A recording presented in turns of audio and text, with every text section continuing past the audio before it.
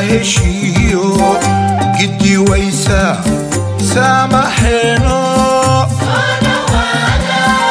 نبدي نو سماتو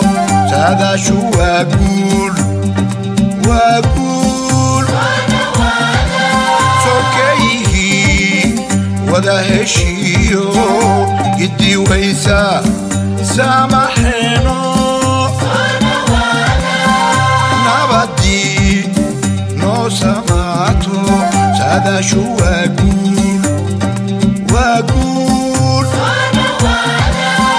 ودلكيني كسو دوادا صعب فورا كسو دوادا ولا ريالو كسو دوادا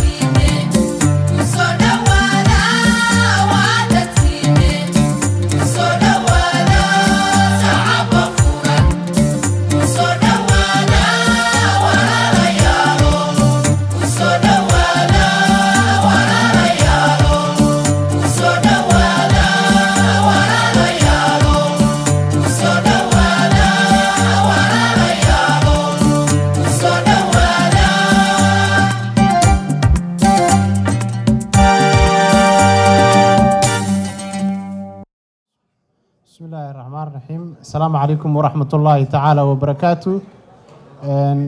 دمان مرتي شرفت قيمها بدن كسو قيب قشي حفلدان أنا كسو دوين إنه وسيرك حنانة حولها بنتلان سعيد وسيرك حنانة حولها عفماتك I think سنة هنا هذا وسيرك عفماتك هذا أو وسيرك حنانة حولها سعيد قرشيل dhammaan marti sharafta ka soo qayb gashay waxaan leenahay soo dhawaada qof kasta maqaamku meeshan ku fadhiyo ku soo dhaweynaynaa odayaasha dhaqanka haweenka dhalinyarada fanaaniinta bahda fanka saxaafadda qof kasta maqaamku ku yimid oo ku casuumay baan ku soo dhaweynaynaa mar labaad iyo mar saddexaad waxaan leenahay soo dhawaada caawa halkan waxaan isugu nimid inaanu soo dhaweyno isku xog wareysano dalkii iyo deegaankiina aanu ka wareysano wasiirka oo muddo kooban inaan la joogay meesha dalkii xaaladiisu marayso dadka reer Puntland iyo dadka Soomaaliyeed ee ku nool dadkan ka mid ah khaasatan magaalada Toronto inuu uga warbixiyo xaaladii dalku meesha marayso khaas ahaan maamul goboleedka Puntland xaaladiisa iyo meesha ay marayso halka geedi loo yahay waxa qarsoomay iyo xukuumadda uu ka tirsan yahay waxa ay hiigsanayso waxaan leenahay qof kasta marka maqaamku la yahay ku soo dhaweynaa waxaan rabaa hadda inaan u yeero Nuur Daahir oo ku furfuri doona aayadaha Quraanka Kariimka ah si aan ugu sii guda galno xalfadeena soo dhowow. أعوذ بالله من الشيطان الرجيم بسم الله الرحمن الرحيم قل هو الله أحد الله الصمد لم يلد ولم يولد ولم يكن له كفوا أحد. جزاك الله خير الجزاء إلهي كابا المري أنا نكو إلهي نغو أنفعو sidaan hore u sheegay ajendaha xafladeenu caawa waa soo dhaweynta iyo xog waraysiga wasiirka xanaanada xoolaha Puntland wasiirka hore caafimaadka xilal kala duwan ka soo qabtay Puntland xilal kala duwan ka soo qabtay dowladda federaalka ee Soomaaliya in badan ku soo dhex jiray waayo aragnimo dheerna u leh siyaasadda Soomaaliya wax badan ka fahansan meesha geedi leeyahay khubur siyaasadeed haddana ka mid ah golaha wasiirada ee dowladda Puntland inuu ka warbixiyo dalkii iyo xaaladiisii iyo meesha wax marayaan iyo dhammaan ummadda Soomaaliyeed khaasatan dalka reer Puntland halkan jooga inuu uga warbixiyo mar raba inaan hadalka dheereeyo waxaan rabaa inaan hadda u yeero Cabdinaasir Cali Jooma oo ku hadli doona afka odayaasha oo inoo bilaabi doona xafladeena soo dhowow waxaan ka codsanayaa qaybta farsamada inay inoo daaraan astaanta qaranka Soomaaliyeed annaguna aynu wada istaagno aad buu mahadsan yahay Cabdinaasir kelmadda qiimaha badan iyo sida quruxda badan oo ku soo koobay waxaan ka codsanayaa qaybta farsamada inay inoo daaraan astaanta qaranka Soomaaliyeed annaguna aynu wada istaagno.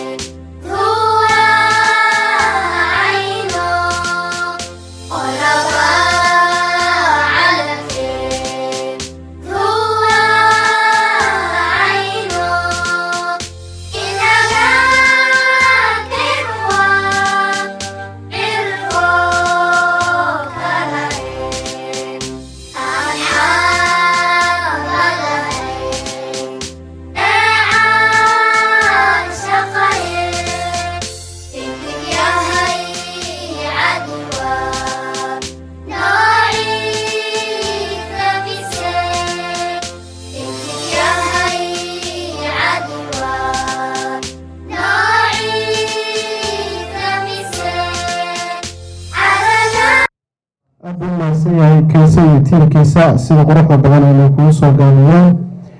mar labaad iyo mar saddexaad waxaan leenahay soo dhawaada marti sharafta dib nooga timid waxaan halkan isugu nimid soo dhaweynta wasiirkeena Siciid Qorsheel wasiirka xanaanada xoolaha Puntland dhammaan marti sharafta qaybaha kala duwan mar labaad iyo mar saddexaad waxaan leenahay soo dhawaada waxaan rabaa sidoo kale inaan u mahadceliyo guddiga soo qaban qaadiya xafladan quruxda badan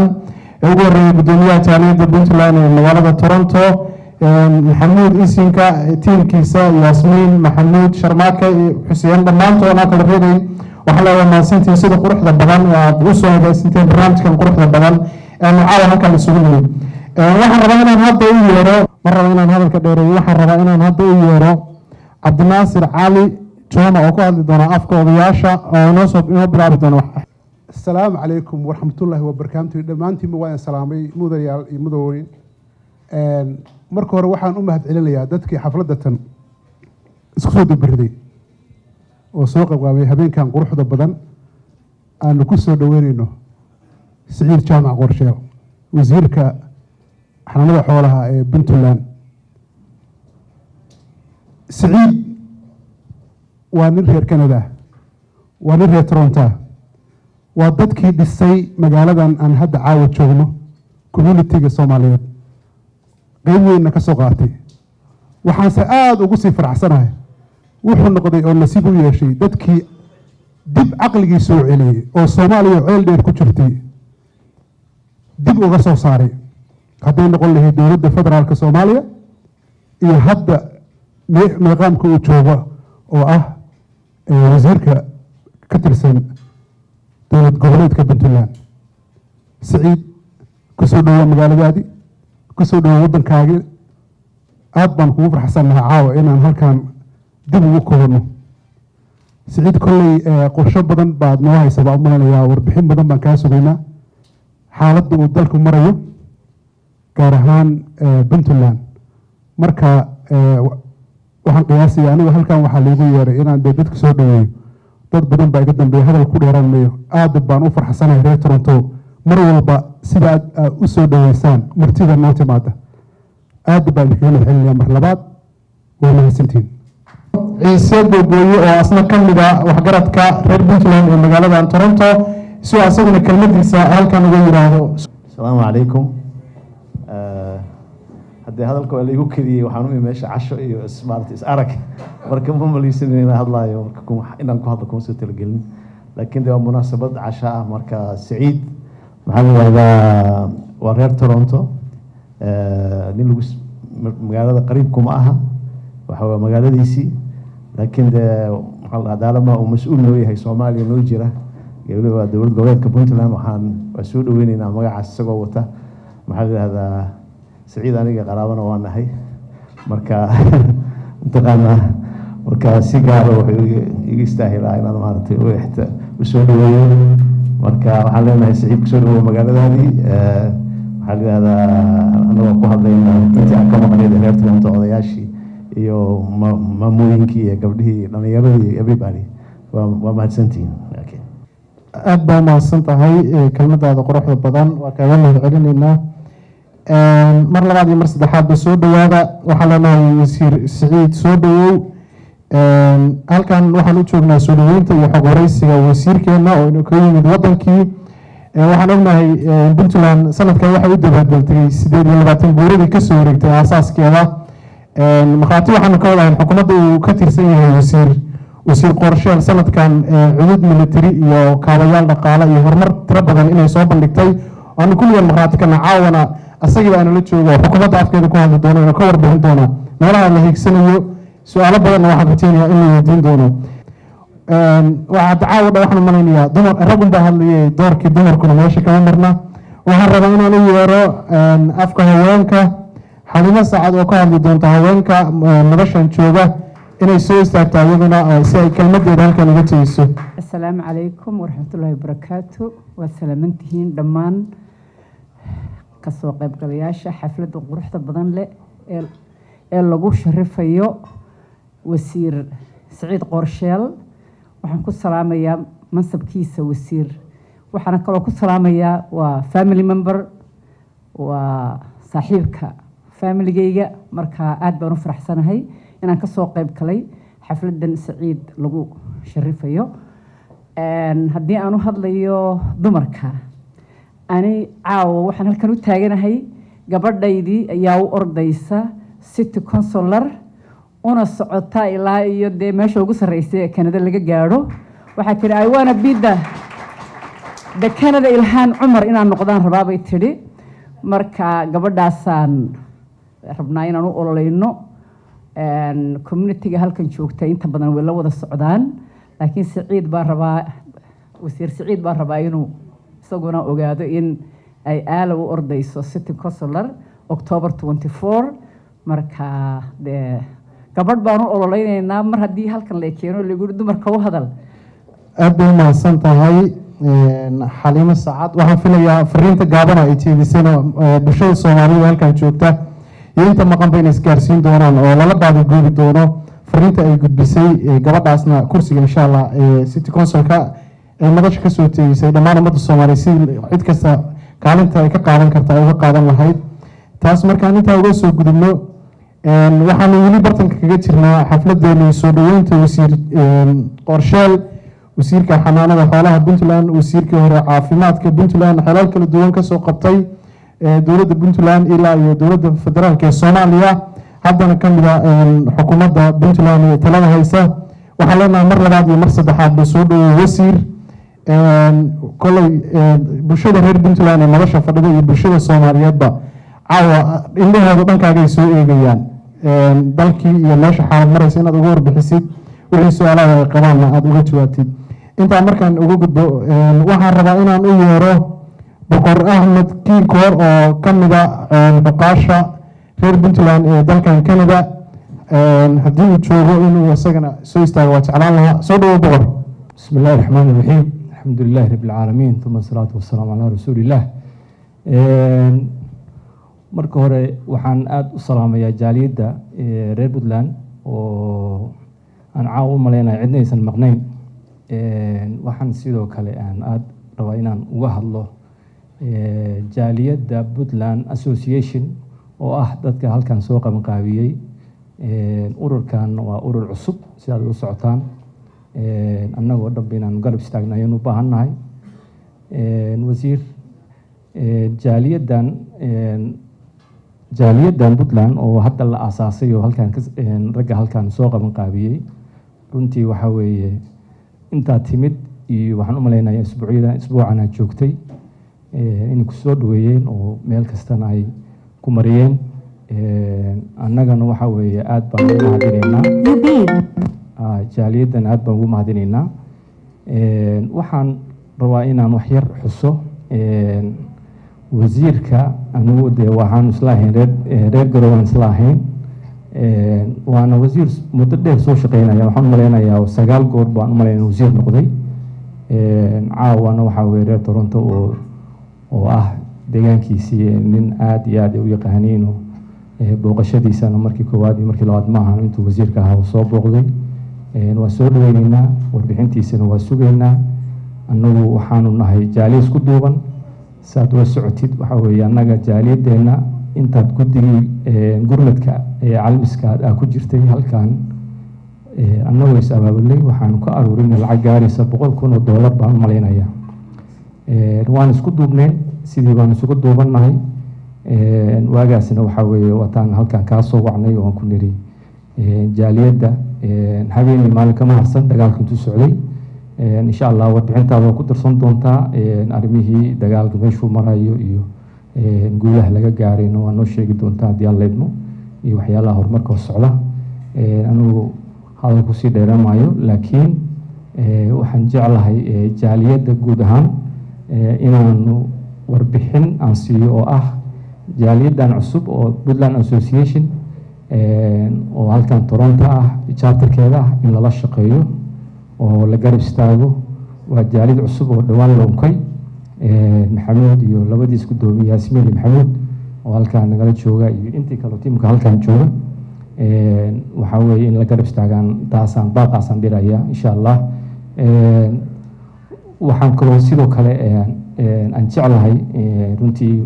wasiirka intuu nala joogo oo waxaan u maleynayaa inaanu soo dhaweyn iyo mataqaanaa iyo mahadin aan u celinayno haddii alla idmo insha allah intaasaan halkay ku koobaya wasiirkaan warbixinta ka sugayn haddii alla idmo salaam soo dhawow aad buu mahadsan yahay boqor axmed oo isaguna kelmadiisa halka ka jeediyey oo la mahadcelinaa sida quruxda badan oo inuu ku soo gaabiyay isaguna waxaan leenahay mar labaad iyo mar saddexaad buu soo dhawow wasiir Siciid kusoo dhawow mar labaad magaalada Toronto iyo dhammaan xafladan qiimaha badan waxaan rabaa inaan mar kale u mahadceliyo guddiga xafladan soo qaban qaadiyey ugu horreeyay gudoomiyaha jaaliyadda Puntland haddii aysan iyagu jirin caawa la-aantooda anaan halkan isugu imaanin waa u mahadcelinayaa mar labaad iyo mar saddexaadba waxaan u mahadcelinayaa kasoo qaybgalayaasha xafladda haweenka dhalinyarada cuqaasha waxgaradka siyaasiyiinta ganacsatada bahda saxaafadda iyo bahda fanka dhammaantood anoo kala qaadayn qof walba waxaan leeyahay mar labaad iyo mar saddexaad ba soo dhawaada okay waxaan rabaa inaan hadda u yeero ganacsade Burhaan Jaamac Jabriyo oo ka mid ah ganacsatada reer Puntland haddana inuu ka yimid dalka Nairobi dalka Kenya magaalada Nairobi kana mid ah dadka dalkan degan haddii uu joogo inuu asaguna kelmadiisa halkan ka yiraahdo dhownaya السلام عليكم ورحمة الله وبركاته وايد السلامي وزير سعيد سو دوينتيسا inaan ka qayb qaato waa ku faraxsanahay walowba laftigaygu aan ahaa musaafir waana iga reer Torontaysan yahay muxuu ahaa wasiirkana waxa weeye aqoon badan baan isu leenahay aad baan ugu faraxsanahay in magacayga meesha laga sheego oo aan ka mid noqdo dadkii wasiirka loo igmada inay soo dhaweeyaan wasiir soo dhawow magaaladaadi waaye minankaagi weeye haysbartiyeenin والسلام عليكم ورحمة الله وبركاته. أبو محسن هاي جناسة برهان جامع وأظن قلنا سوى قرآن وبدنا سوى النوجس وكوري وحن كسي دونا قيبه جدا بحفلتنا وحررنا هذا نويرو قدوميها تشاليدا بنتلان مقالة تورونتو محمود إسنكا أو هدي عاوة وسن أصلا هل كان شوغين أيسن حفلتنا قرآن بدل ما بعدين وحررنا قدومي سودو si uu asaguna ugu soo dhaweeyey wasiirka oo inoo soo xiri doono xafladda qaybteedii koowaad si aanu markaas u cashayno oo waqtigii cashada iyo aan isugu helno tiimkii ama wasiirka su-aalihii aan u baahannahay aanu ku weydiin lahayn. soo dhowow guddoomiye.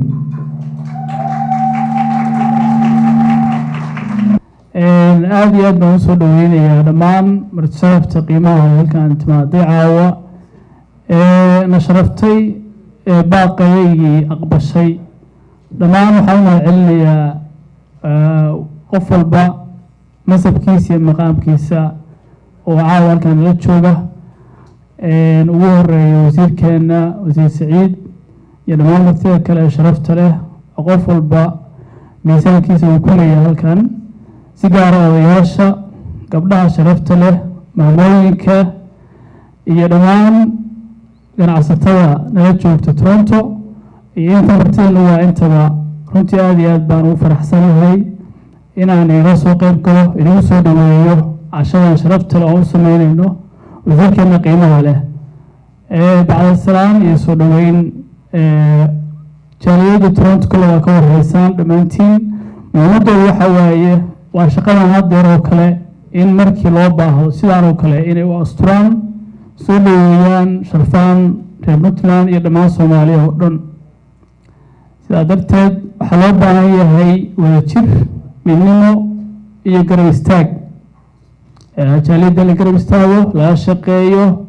la gacan qabto si aynu meel fiican u gaarno oo horumar badan u sameyno. gacmada jid bay ku gooyaan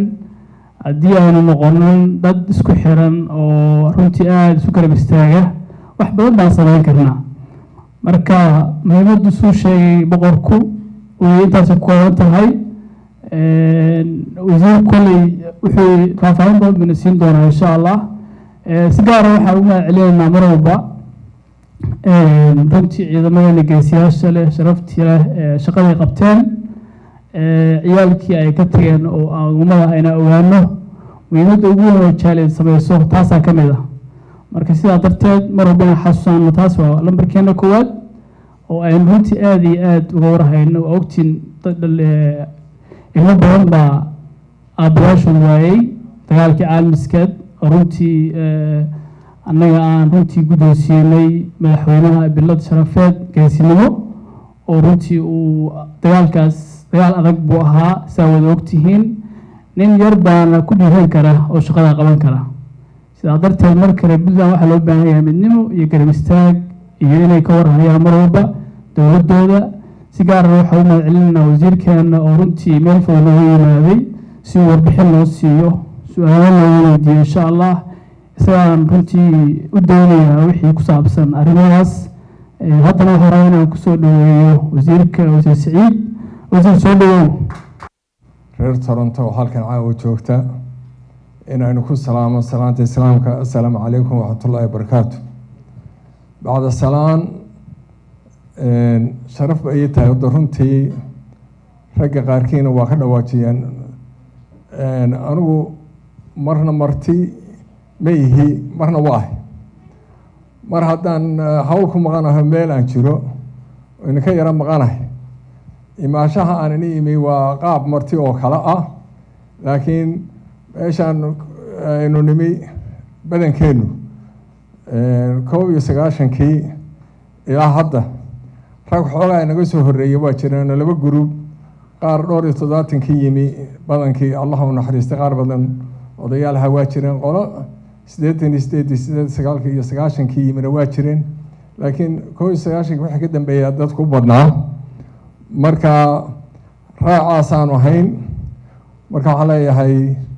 reer Toronto waxaan aada ugu faraxsanahay isbeddelka weyn ay dhammaan la wada sameeyey. jiilkeennii yaraana ay maanta yihiin dadka talinaya. marka u horeysa waxaan rabaa inaan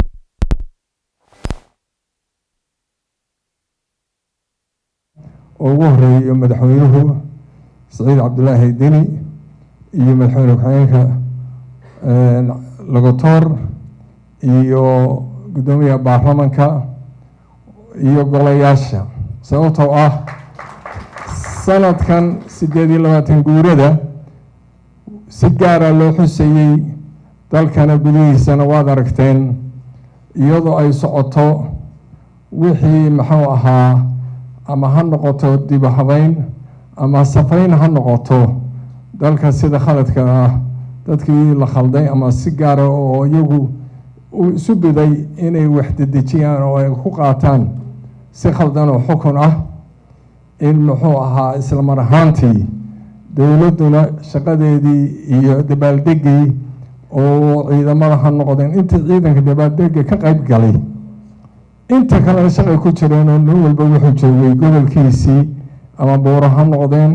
ama ha noqdeen xuduudada marka waxay ku tusaysaa puntland in si gaara loogu soo khaldamay ee aanay ahayn meel lagu soo degdegi karo oo ay tahay inay gaamurtay waktigeedii ay hadda maaragtay tallaabsan lahaydna wax yar uga dhiman tahay laakiin isku filan tahay dhinac walba marka waxaan rabaa inaan halkaa ka iraaho salaanta hadda iga guddoonteen waxaan rabaa inaan si gaara iganu salaamo martiqaadka runtii leefidio la yiri jaaleed ahaan halkan noo imow ay ahayd meelo badan inaan tago laakiin anigu aan doorbiday inaan toronto imaado iyo ottawa sababtuna ay ahayd fikirka muuqday iyo odayaasha waxay ahayd meel la isku duuban yahay sidii lagu yaqaanana ay Canada tahay meel dadka meelaha kala jooga ay ka soo horeeyeen oo iyadoo ay tahay meel ugu horeeyay la yimi dadkuna dad bislaaday yihiin marka si gaara jaaliyadda reer Canada reer maxay ahayd Puntland Canada gaar ahaan Toronto oo gudoomiye ka yahay Maxamed Isinka iyo maxay ahayd Yasmin iyo gruubka intiisa kale waxaan si gaaran ugu mahadnaqayaa martiqaadkii noo fidiyeen ay nagu casumeen ilaa ay dalkii nooga yeereen weliba mas-uuliyiinta ay la hadleen anigana mas-uuliyiinta ay soo dirtay in sidiisa gaar loola hadlo sidiisu yidhi ma ahayn marka farxad bay tahay wixii marka ay gudbiyeen waa muuqataa inuka waxaan leenahay garabkiina allaha galo waxaan leeyahay communitiyaasha kaleeto oo sida Cusmaan Dheere ama Cadda iyo gruubka sportska ama kala deesaba ha noqoto iyagu odayaashu waaweyn ha ahaadeen waxay ahayd qolo walba waxaan qabaa inay kaalinteedii runtii ay muuqato marka waxaan leeyahay hawsha halkaa laga sii wado sida uu sheegay muxuu ahaa boqorkuna Axmedna runtii kelmadda jaaliyaduna halkaas oran lahaa weli community-ga cusub in la garab istaago lala shaqeeyo haddaan xoogaa warbixinta u gudbo aad iyo aad hadda waxaan rabaa caawa fursaddan inaan uga faa'iidaysto maadaama aan ahaa guddigii taakulaynta calmiskaad dagaalkii ay nagu soo qaadeen nimanka ISIS oo buuraha muddo 12 sano ku jiray inaan idinka mahadnaqo gaar ahaan reer jaaliyadda reer Canada gaar ahaan reer Toronto oo weliba boqorku toos isagii rag badan nala soo hadlayeen markii ay lacagta la ururinayay iyo garab istaagaba runtii wixii aad noo soo dirteen qiimahay lahayd iyo wixii dad lagu badbaadinayay iyo hawl lagu qabanayay oo jaaliyadoo dhan soo diriyeen meel kastay joogaan waxaan ka mahad celinayaa markaa gaar ahaan caawa haddaynu hortaaganahay waa mahadsantihiin kaalintaa qaadateen waxaan leenahay meeshii aad ka soo saarteenna waxa reeqaba allah inuu ku bedelo dadka aad waxu qabateen hadda ama aan hore u sii galo dagaalkaas runtii markii la gelayay bishii September madaxweynuhu ku dhawaaqay yiri dagaal baa la aadaya dalkan waa la xoreynaya waxay u ekayd in maxay ahayd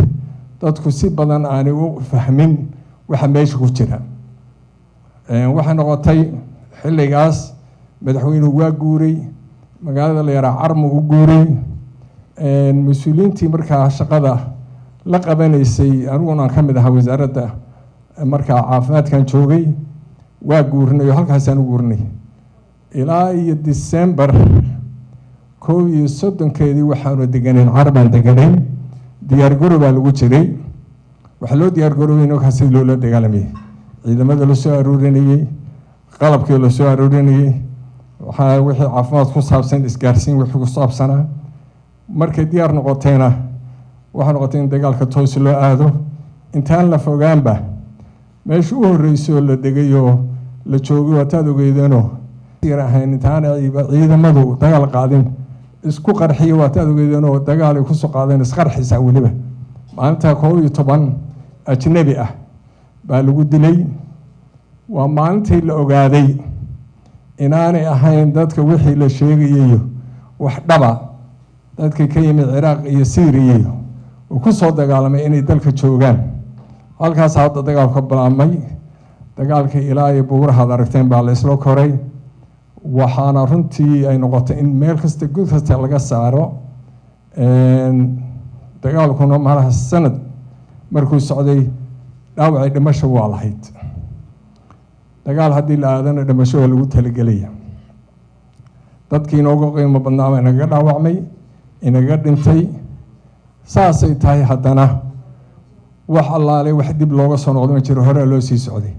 laakiin kaalinta dowladdu sida dadka loo garba istaagay cajiib bay ahayd waa markii u horreysay baan u malaynayaa dagaalo kastoo la galay in muxuu ahaa askariga dhaawacma lagaga soo qaadayay diyuurad meeshuu ku dhaawacmo oo diyuurado helicopter ah ay diyaar u haayeen oo airportka joogeen oo amarkayga ay ku shaqaynayeen anagu maadaama aan ahayn guddiga taakulaynta inay diyuurado ilaa 5 joogay mid baa si fiican u shaqaynaysay goob kasta askarigaas ku dhaawacmo hore laga soo qaadayay isla markaa haddii lagu daweyn kari waayo dalka gudahiisa isla maalinta xigta amar baa madaxweynuhu baxshay waxa loo qaadayay meesha la yiraahdo Addis Ababa markii loo qaadayayna diyuuradaasu waxa lagu kareynayay halkii safar 28,000 oo dollar baa lagu kareynayay hal qof ha qaado ama 5 qof ha qaado waxa cajiib ahayd maalmihii hore sidaad ogeydeen markii baasaboorradii loo diiday dhalinyarada in la siiyo waxaa la yaab noqotay inay Etoobiyaanku ogolaadeen baasaboor la'aan soo qaado keena waxaa lagu geeyay Addis Ababa iyagoo baasaboor lahayn baa intii hore la qaadayay cusbitaalada waxaa naloo furay cusbitaalada waaweyn lagu daweynayay waxay noqotay inaan halkaas raggaan ka mid ahaa aan ka daba tagnay si aan u hubino waxaan markaa go-aan iyadoo madaxweynuhuna diray la gaaray go-aan ahayd haddii aan lagu daweyn karayn Addis Ababa meeshii kale lagu daweyn karayo in la geeyo waa la qaaday tiro aad u badan haddana India loo qaaday India waxa loo qaaday 200 baa loo qaaday waxaan filayaa ilaa maantadan halka aan caawada joogno rag baa weli lagu daweynaya India oo kharashkooda la bixinaya bishii waxa laga yaabaa marka ugu yar tahay xilliga xaadirka ah in 70,000 oo dollar ay ku baxdo iyadoo dagaalku soo yaraaday oo aanu jirin laakiin dhaawac waa garanaysaa haddii dadka dhaawacmaan oramaysa dagaalka waa dhammaaday hadda sidaasaa dadkii loo daryeelay dadkii kaleeto oo maxay ahayd faamiliyadooda intii dhimatana wixii aas iyo duug la oranayay waa la baxshay ka warqabis hadda maanta u dambeysay waa daawanayseen madaxweynuhu markuu tegey goldoob tegey caasimadu ka helay muxuu ahaa ugaaska qoys nin ciidamada saraakiisha sare ka mid ahaa oo fooxo la oranayay caruurtiisii qoyskiisiibu la joogay uu soo booqday waxay ku tusisaa inaan maalin walba sidaas oo kaleeto hadda ciiddii u dambeysay oo dhoweyd jaaliyadda ingiriiska gabadha waa iga maqan tahay runtii raalaha laga ahaada magaceeda jaaliyadda London waxay soo dirtay ilaa waxaan filayaa 43,000 oo dollar xaqal ciid caruurta agoonta in maxay ahayd la siiyo ay London ka soo ururisay gabdha kale oo iyaguna Nairobi jooga iyo meelo kalena way isku xirnaayeen hawshaas way isla wadeen waxaan ka wadnaa marka waxa weeyaan wixii la soo arooriyay jaaliyadaha dibadda soo arooriyeen xaq baa u leedahay inaa ogaataan ilaa waxa la soo arooriyay caawaan ii sheegay 3 milyan oo dollar ayaa la soo aruushay la soo diray wixii anagana soo gaaray kharashkaas aynu ku baxeen iyo wax la mid ah waxaa jira xoolaha dadka jooga ilaa kiilka shanaad oo maaragtay Soomaalida ah ama tolka ah xoolaha ay keeneen ilaa Garowe soo kaxayeen oo keeneen galmudug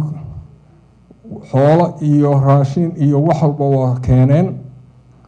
deegaanada oo dhan tuulo ka tuulo qolo aan soo keenin ari iyo geel iyo raashin haba yaraatee ma jirin waxaan filayaa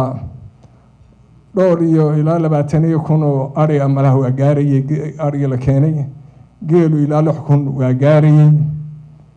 baabuurta raashinka oo la keenay tiro ma lahayn dadku markaa la isu baahan yahay dadku waa hal qof saasaynu ku fiican tahay Soomaalidu reer Puntland saasay ku fiican yihiin waxaan qabaa markaa dagaalka caalamka wuxuu ahaa guul wuxuu ahaa maxay ahayd astaan muujinaysa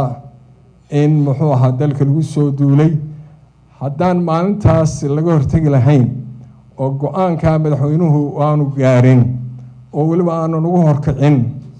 oo waliba aanu sanadka u seexan maxay ahayd Boosaaso sanadka iyo Carma dalka waa la qabsan lahaa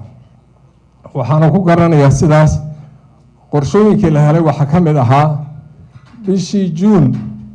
sanadkaas 2025 qorshaha ay rabeen waxay inay Boosaaso qabsadaan iskamana qabsadeen Boosaaso wallaale waxa ay hayaan oo taariikhda aragtay inay sameeyeen bay ugu talagaleen inay hadda marka magaalada ku gubaan kadibna ay qabsadaan marka ilaahay baa naga badbaadiyay oo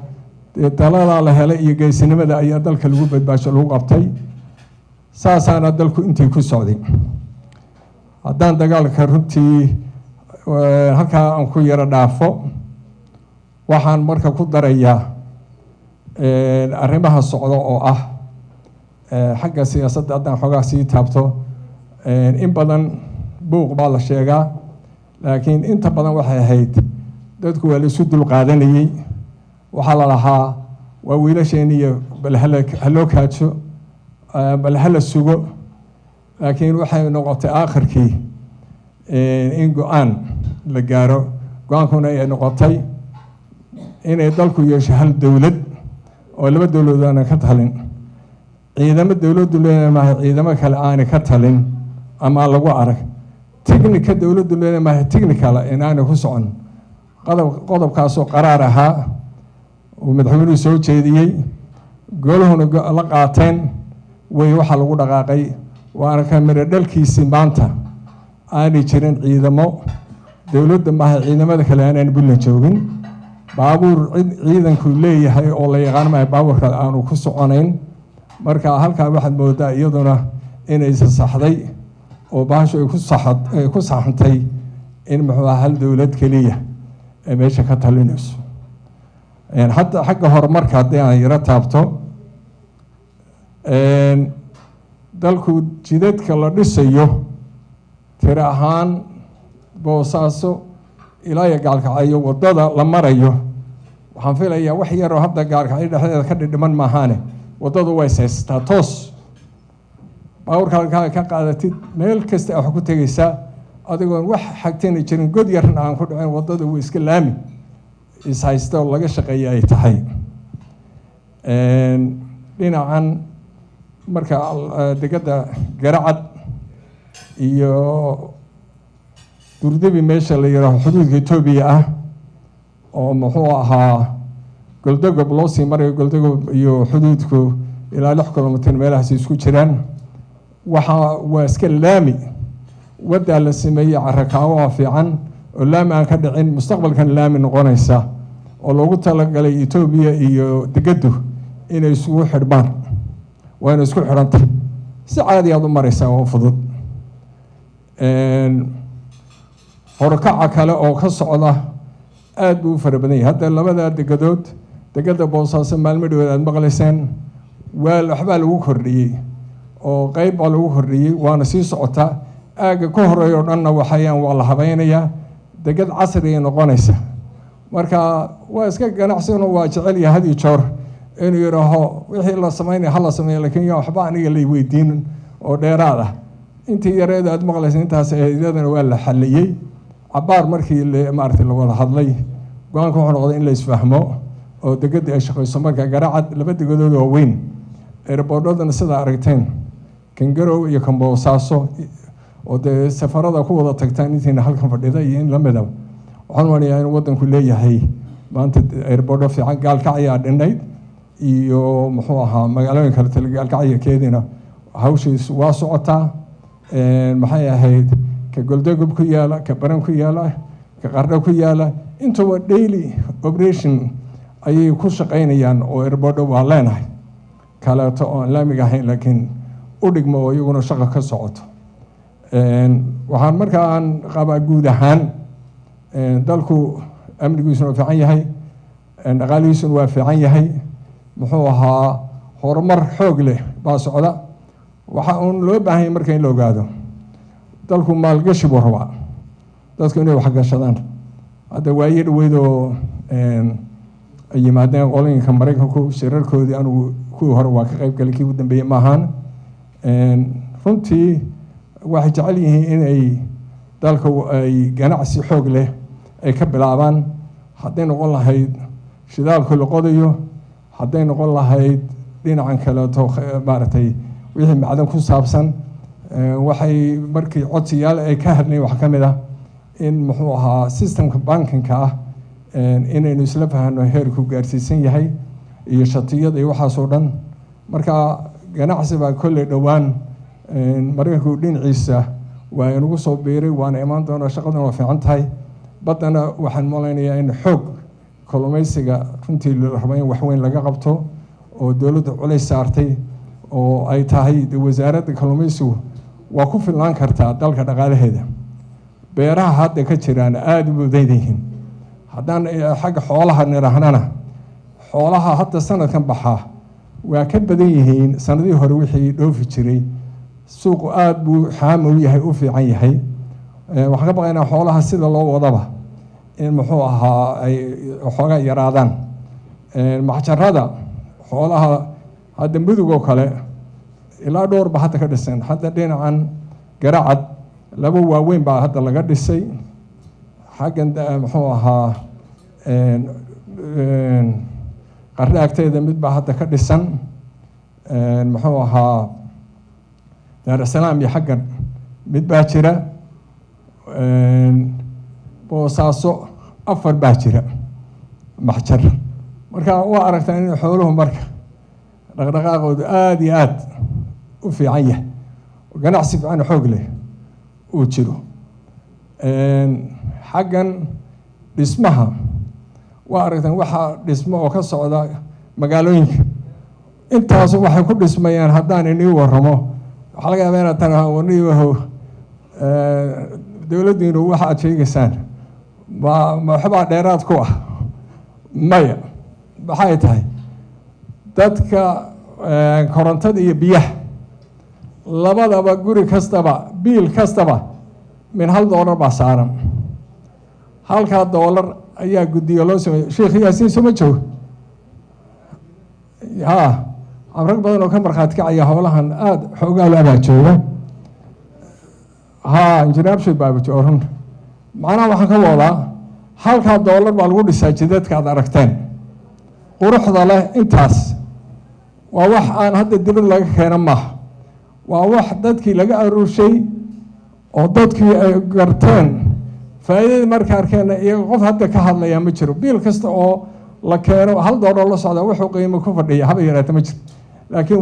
waa nidaam aad u fiican runtii waa nidaamka qurxiyey magaalooyinka badankooda waxa kaloo iyaduna maaragtay wax walba ka sii fiican waxaan leeyahay doorasho qof iyo cod ah inuu horeen u gaar waa wax aan inagu cusbayn degmooyinkeena oo dhan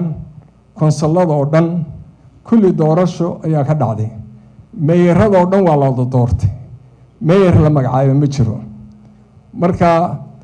doorasho inagu hadda waxay ku imaan kartaa way iska fududaan kartaa waayo halkaas aynu u haynaa khibradii baynu ku leenahay marka waxa weeyaan inta gobolladu ay samaynayaan degmooyinku samaynayaan weeyaan inta hawsha xooggeedu ay tahay maanta waa shalay ahayd degmada maxay ahayd ama gaalkacyo laftigeeda ha noqotee waa tan biyahu dhibaato ku yihiin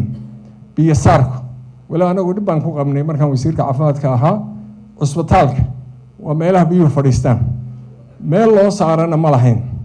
laakiin qorshaa la dejiyey qorshe si gaara ciise gogoy oo aan raggaygii odayaashaydii tallaan nahay runtii aadna u dagaalama waan si gaar raba inaan maaragtay caawa halkan uu soo dhaweyn raho injiin ciise waa ku yar yihiin waagi hore wax ku fiicnaan reer kamba la oran jiray kambo kama maxaaro kamba hadase waa ka yaraadeen si u yaraadeen iyo ambassadorka laftigiisa si gaar ah u salaamaya dufle cabdicali maxamuud oo iskoola banaadir jooma isagu waa raggaan hadda ka wada nimi xagga noogu yimi isagoo ilaa goldogob soo taabtay aanu hore usoo arag baan filaya samaad garan marka injineer cumar waaba raadinayo xamar baa laga soo tilmaamo sharci la raba guryo in la sameeyaan isagana kusii daraynaa haddii shaqaan u hayaa marka insha allah haddii la yaraaho aad iyo aad baan ugu faraxsanay caawa inaad maaragtay si mug iyo sharaf leh isu dhaweysaan anoo reer Toronto ah dee waxaas lahaa in yar oo aad cashaynaysaan baa sarkaysaan laakiin xoogaa waa igu xadeen laakiin waan ka mahadcelinayaa wassalaamu calaykum waraxmatullaahi wabarakaatu aad buu mahadsan yahay wasiir Siciid khudbad dheer oo qiimo badan oo dhinacyo badan taabanaysa halkan inuu kaga jeediyey wixii hadal ahaa wasiirka dhameeyey waxaan rabaa inaan xafladda qaybaheeda hore aanu halka kusoo gabagabayno cashadu waa inoo furan tahay bacdal cashana wixii su'aalo ah dhowr qof baynu su'aalo siin doonaa